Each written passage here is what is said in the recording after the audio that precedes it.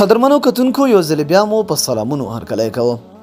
یو ځوان د باچا په لور مین شو او د لاسته راوړلو لپاره یې ورسره هیڅ لاره چاره نه وه. ډېر بې صبره او خفه و. د کلي یو هوښیار سړی چې د باچا نږدې ملګری و یو ورځ یې دا مین ځوان ولید. ډېر ساده او نیک عمله ورته معلوم شو. د باچا ملګری ځوان ته وویل د باچا نیک عمله خلک ډېر خوښیږي. که باچا پوه شو چې ته نیک عمله ځوان یې نو خپله به ستا خواته راشي او تا ته به خپله لور په نکاح کړي. هلک عبادتونه شروع کړل او الله تعالی ته په عذر او زاری شو. په زیات عبادت کولو سره په ځوان کې د اخلاص نښې هم ښکاره شوې. یو ورځ باچا د دې ځوان د کور څنګ ته تېرېده چې ځوان یې په عبادت ولید. باچا د ځوان په لیدلو ډېر خوښ شو. ځوان ته یې ویل سبا راشه او زما د لور غوښتنه وکړه، زه مې خپله لور تا ته په نکاح درکوم. ځوان له باچا څخه د مشورې لپاره وخت وغوښت. باچا هم ومنله.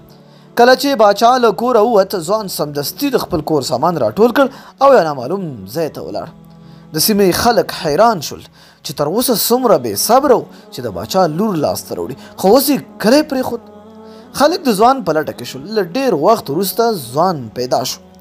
خلکو ترې د دې سبب پوښتنه وکړه چې ولې دې داسې وکړل. ځوان په جواب کې وویل ما د دروغو پر عبادت د وخت باچا خپل کور ته راوست، نو ولې حقیقي عبادت نه کوم چې د ټولو مخلوقاتو باچا په خپل کور کې ووینم. نو دوستانو تاسو د دې قصې نه څه پند واخیست؟ لاندې په کمنټ کې خپل نظر شریک کړئ. تر بیا بلې ویډیو د الله په امان.